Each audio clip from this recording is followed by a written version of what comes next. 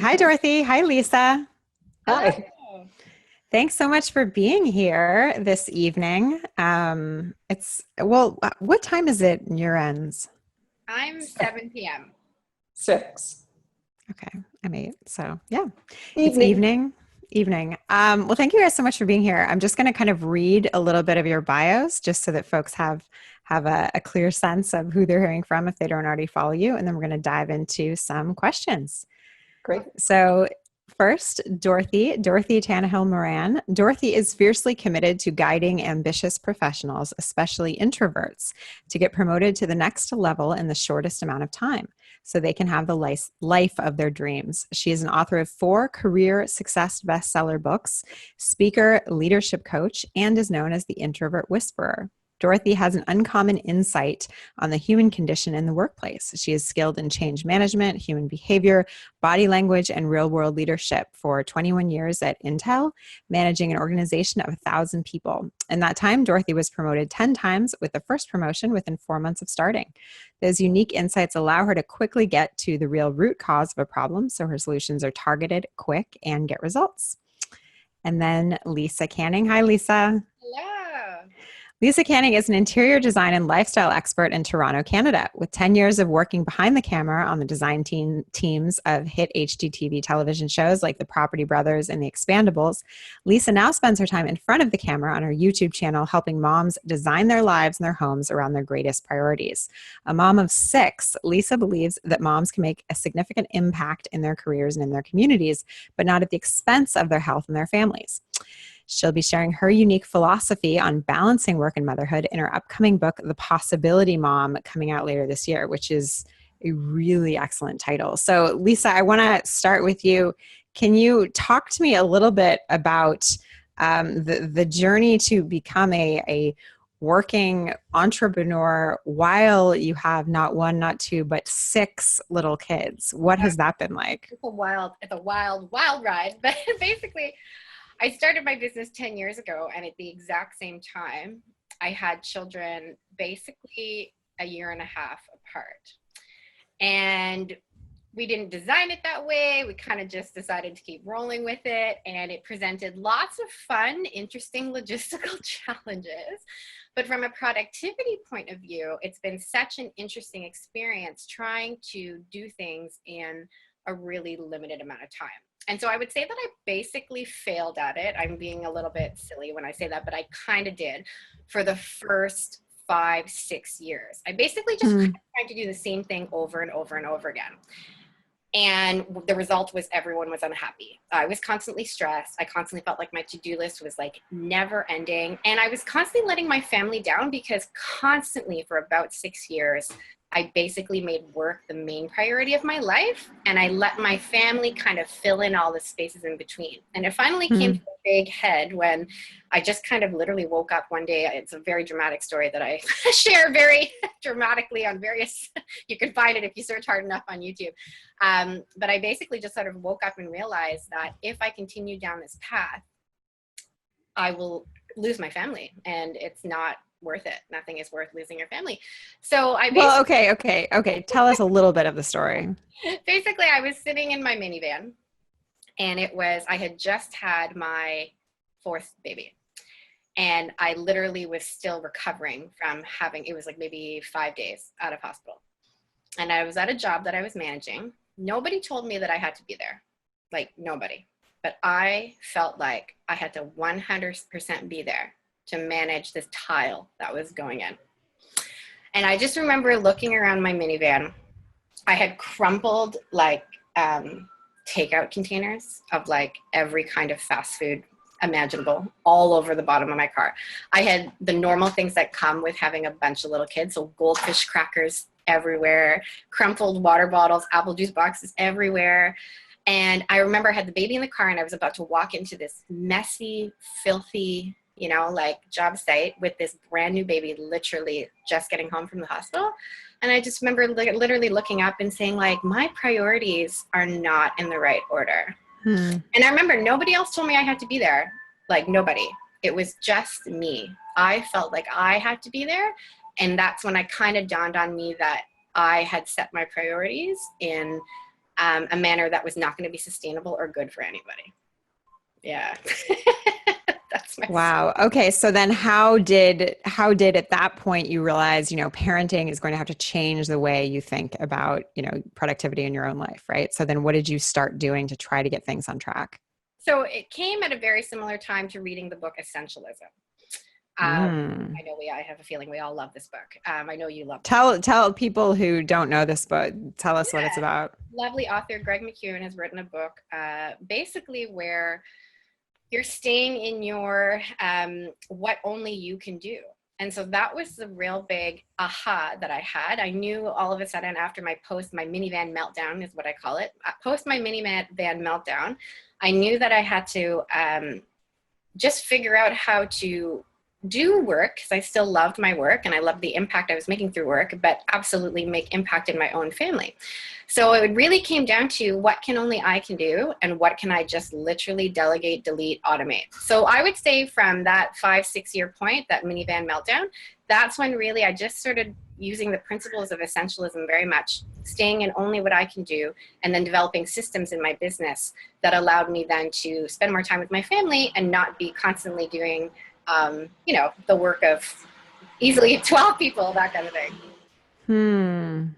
So Dorothy, I want to turn to you for a second, because I think what's really interesting is you both have different limitations, we'll call them, in terms of the way you think about how you have to work well, right? So Lisa has an at-home entrepreneurial business with all these kids, and you are an introvert, and I'm an introvert too. And I know how hard it was to be in a corporation as an introvert. And, you spent a lot of time in corporate America as well and work with people in those situations. So I guess, can you talk to me about what it means to kind of adapt to succeed? And yeah.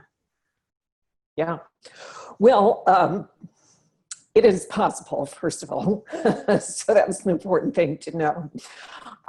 One of the things, to quote Charles Darwin, he said something basically like, those who can change will survive. And so, if you will, that's about adaptability. We live in an extrovert-oriented culture, which means we just love our gregarious, chatty, outgoing people. That's kind of the yardstick of goodness, if you will. So in corporate America, that ends up meaning that you can't show up for a meeting and just do your usual thing, which is listen. You have to have a presence. You have to be known, and especially if you're going to have any form of leadership whatsoever, people have to hear from you. And of course, for an introvert, this is not social anxiety. This is about reserving your battery, your energy. It's about listening rather than talking. It's about processing what you're hearing. All of these kinds of things go into the mix of being quiet. And so adaptability, let's say you're going to a corporate meeting, adaptability is going in just like somebody who's running a race, a marathon. In other words, you prepare in silence by yourself if you can ahead of time. You prepare to have some solitude afterwards, and when you're there, you run the race. You expend your energy. One of the things I even do with my clients is I said, set a goal to make 3 comments in the course of your meeting, and then start increasing it. Get the agenda ahead of time. Jot down notes. What are your opinions about these things? What are things that you're working on that's going to have some impact that you should share? So if we know ahead of time, we can prepare. Introverts also, they're not quiet. Like I said, for social anxiety, it's because we're processing. So if we got a reason to speak, we'll speak. And that's one way of giving yourself purpose, is having some goals for the meeting and having some specific things that you want to share. So those are the kinds of things I talk about in terms of adaptability. This is not about changing your personality. This is about you recognizing that you speak to a 5-year-old differently than you speak to a 50-year-old. You do adapt. You adapt with each person that you're with. So this is about conscious adaptation in order to be successful. And so talk to me a little bit about what it means to be an introvert when it comes to productivity and productivity styles and what that means in terms of working, really. Yeah. Well, the vast majority of introverts are incredibly productive. In fact, I say they like to hunker down, which means, you're going to see them churning up a bunch of dust and this kind of thing, because more than anything else, they just love a good project or a paper or something like this that they're working on pretty much in solitude. So productivity for an introvert looks like balance, because I also need to develop relationships with people. So there's the, getting the task done, but we have to all recognize that our work is more than a task. It's also about interacting with other people, kind of like the cogs of a watch. I need to interact with you. I need to interact with Lisa. And so I need to spend some time understanding the two of you and getting to know you and vice versa. And so productivity for an introvert is slightly different than you might hear from other people, which is get out of your office occasionally. Okay, does that sound familiar, Claire? Yeah. Yeah. So we're pretty good at focus. We're pretty good at going, I've got a task, as opposed to talking to somebody or interacting with somebody. So it's really about let's drop the keyboard, let's drop whatever this is, and let's go communicate and interact and nourish our relationships. So it's that. And so, Lisa, when it comes to sort of the work we do, I mean, obviously you are incredibly focused on sort of making space purposeful and making sure that we have intention when we think about the spaces we live in and we work in. Can you talk to me a bit about kind of the organization of our spaces and just space in general when it comes to things like focus and doing our best work? Yeah, absolutely. It's interesting, Dorothy, my husband, Claire, is an introvert as well. And I never thought how much balance is so important. It's so interesting for extroverts too. I need balance too, but it's so interesting. So it brings me to the question that you just asked me. In our home, I find for my husband especially, I have to cultivate a home of balance. So meaning it can't be frantic everywhere. It can't be, so to speak, extroverted everywhere. Because for him and for even the extrovert, everybody needs the clarity and the peace that comes with an organized home. I have a declutter challenge that I take myself on my blog, because my own home, as you can imagine with 6 little kids, can become, at the end of the day, just chaos. And so I would say that a lot of intention, it can sound kind of like flippant, like, oh yeah, everybody needs a decluttered space, but to understand how much a space impacts your thinking, your positivity, your ability even to find things with ease. I cannot tell you how many times I have stumbled over, multiple fluorescent toys and multiple sippy cups. Sorry, the ice cream truck is going by. Let the ice cream truck go by. So the number of times I've stumbled or rustled through a drawer only to be so frustrated. And then you can't really go back to working as well, because you have to kind of calm down frustration. So I would say that we really can't underscore how important it is to have that balance at home as well.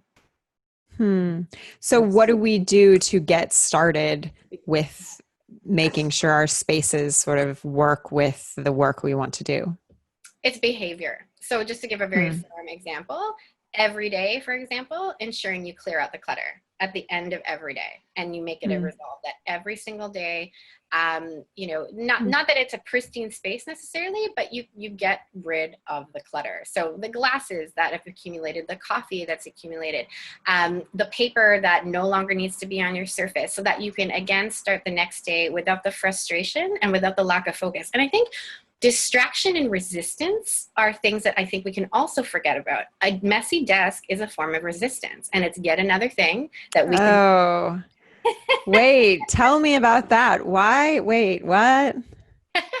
So I think resistance and procrastination Hmm. have been very much a sore spot for me.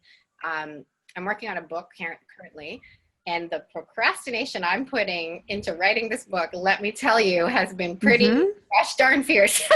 I know both of you, I'm sure, can relate to the book writing process.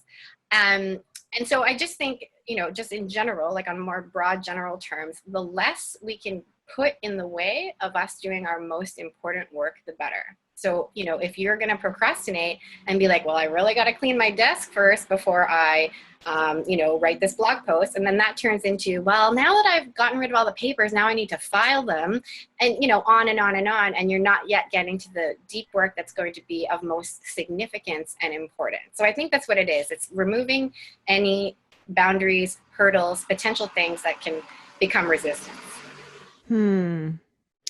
I love that. So, Dorothy, talking about this idea of sort of finding the brain space, or, making the space in our brain to do things, I think one of the things that this makes me think about as an introvert is the idea of just like how I create energy in my life to do certain tasks, right?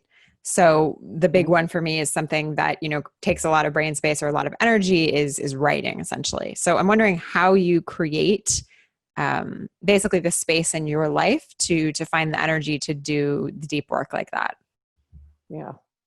Well, Lisa's comments about, clearing your space, I think is beautiful. I mean, it resonates so much with me because I pretty much can't think about stuff if I'm, surrounded by whatever. And so when it comes to things like preparing for my blog, or taking my blog work and preparing it for work, for a book, I literally compartmentalize it. I will schedule time for myself, to do this one thing. And then, assuming I've got kind of a clear desk, clear mind, and I've got the space for it, the first thing that I do is I pull out all of the materials that I currently have on that topic. And I look at what have I written about before. I keep a list of topics that I want to write about. So I kind of organize and correlate those and go, okay, where are the gaps in the things that I haven't talked about? And maybe today is gap filling day, where I look at some of my notes on subjects and topics that I do want to write about and start filling in. But if I don't have something, written down, I look at what I have and I really start kind of thinking through kind of an A to Z, on that topic, going, what are the questions? What do people ask me? Where are the problems associated with this topic? And start jotting down. And boy, I'll tell you, one of those things is going to hook me. And then it's like the brain opens up and it's like, I must get on my keyboard now, And so it's kind of, it's a fishing expedition, let's call it that, where it's like you're going to get your rod and reel, your boat, your bait, you're going to get into the spot, and now you're completely prepared, and you're going to drop the hook, and suddenly it's like, oh yeah, I know exactly why I'm here. Here's this thing that's got to come out of my brain. And of course, as an introvert, it's one of the most beautiful moments in time because it's all you and it's all inside your head, So this is kind of the process that I use. People sometimes think, well, I've got to wait until inspiration drops out of the sky. And it's like, you have to make inspiration. You have to play with the stuff that inspires you. And of course, for me, it's all the topics associated with people's careers, their challenges, how do you manage things and this kind of stuff? Where has that problem been solved before? So then I just jump into it. Wow. So Lisa, how has blogging been a part of kind of your journey? I mean, from, behind the camera to now in front of the camera, and first, how has it been a part of your journey? And then secondly, I want to figure out how you fit it in with everything else, what place it holds right now. So I love, Dorothy, what you just said about you have to create your own inspiration, because that's essentially what my blog was. My blog in the very beginning was essentially me getting things out of my head. I was young in my starting of a business, so I had no idea what I was doing. So I would blog about the things I didn't know about.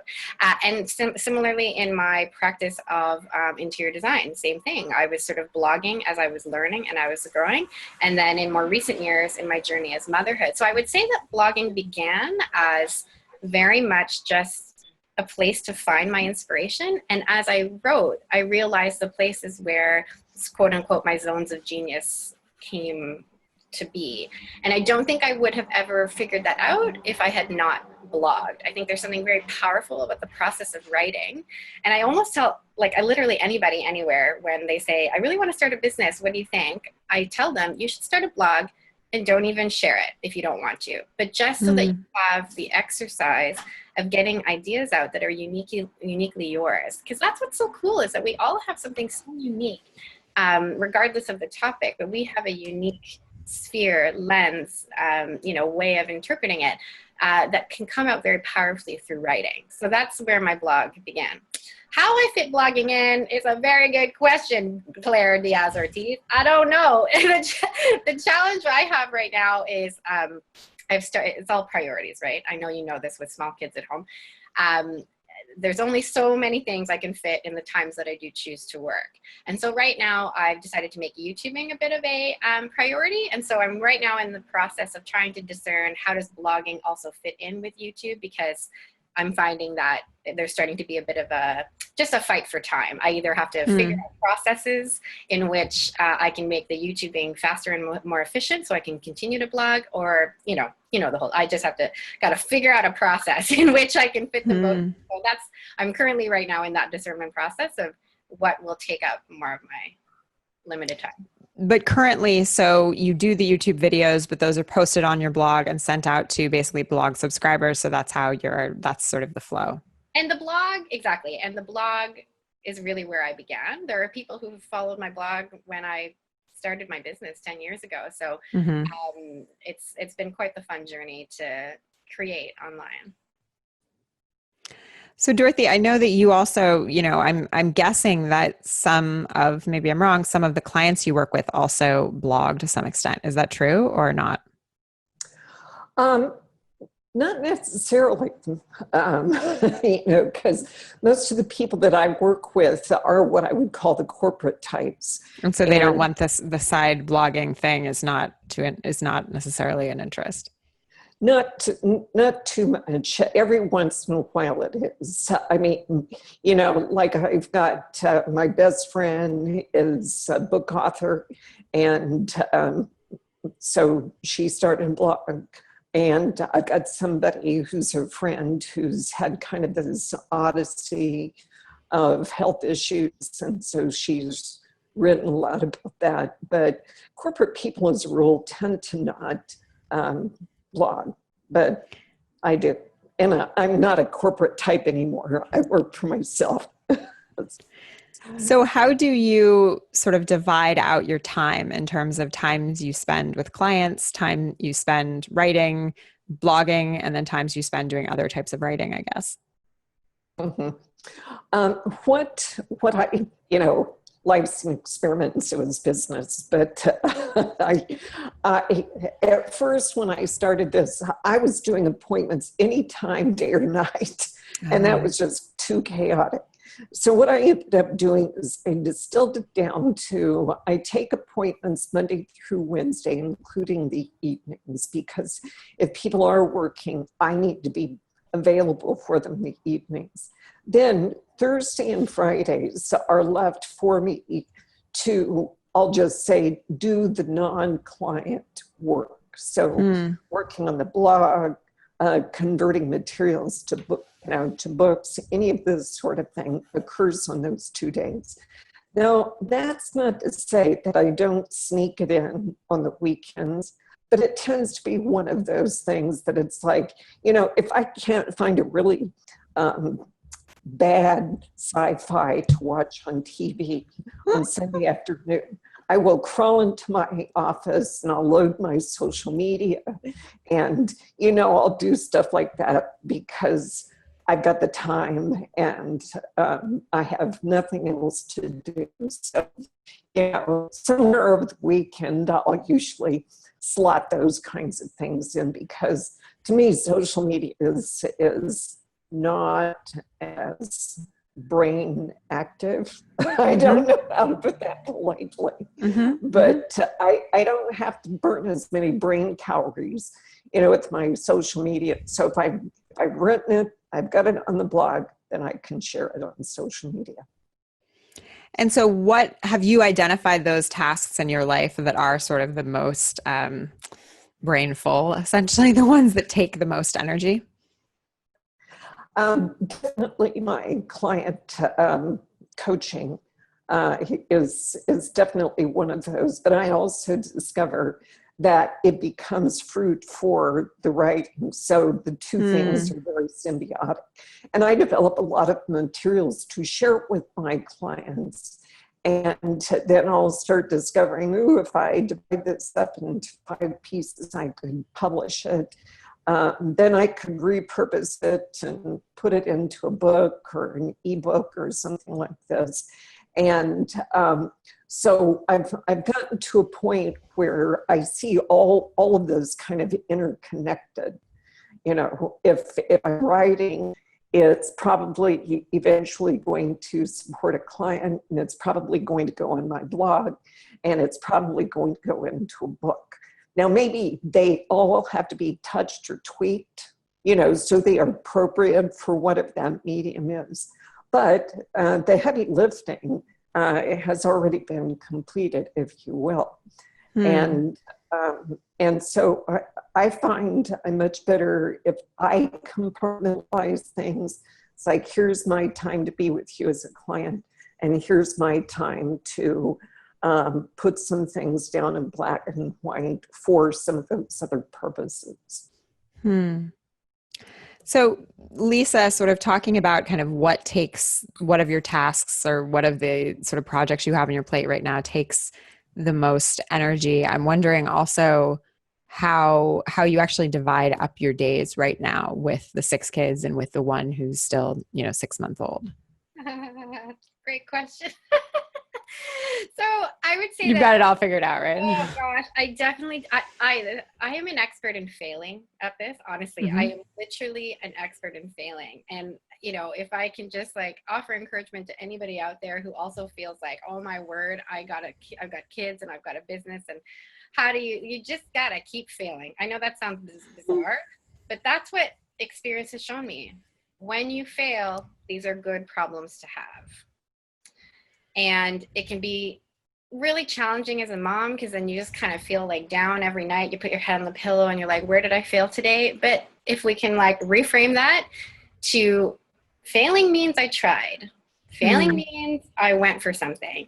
And even when we fail, we can just do it again. So that's why I say I'm an expert in failing. But I will share that I do batch my activities.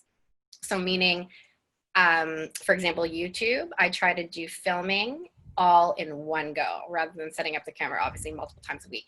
I try to do anything that is very deep work, content heavy, in batches in the morning when I have appropriate childcare. If I can also share that is also one thing that I think is so important to parents out there who also want to work. Certainly you can multitask in certain things, and I actually think there's strategy in that. There's certain things that you can do with your children around that maybe don't take you away from your kids, but you're still sort of thinking about something. So for example, I will brainstorm all kinds of things when my kids are around, blog post titles, things I'm going to YouTube, just literally like many different things. I'll go through, what do you call them? Podcasts that I haven't listened to yet, things like that when my kids are around. And so in a way, you're still sort of, you're mentally kind of just in the back of your head, things are percolating, but I can't really stress enough how important it is, even if you'd think you can't get it, but to do deep work quietly. Again, introverts rejoice. Introverts rejoice. Even when you're, like an extrovert like me, like it is impossible, I think, to get as far ahead as you could without the appropriate support to allow the deep work to happen, if that makes sense. So I have childcare in the mornings, and there's a bulk of time in the morning when typically I try to just hunker down, as we've discussed in this time together, hunker down and get the content out, and just almost think of it as if this is my precious sacred time. Like this is sacred time, because other time I know I can get interrupted. I have a nursing baby. Obviously, the nursing baby is allowed to interrupt this sacred time. Stay on. Baby is very much allowed. But I know it's like, it's reverse engineered. I know I will get interrupted, for example, from 3 p.m. onward. It's just inevitable, because I want to be interrupted at that time. That's when my children are coming home from school. I want to hear about their days.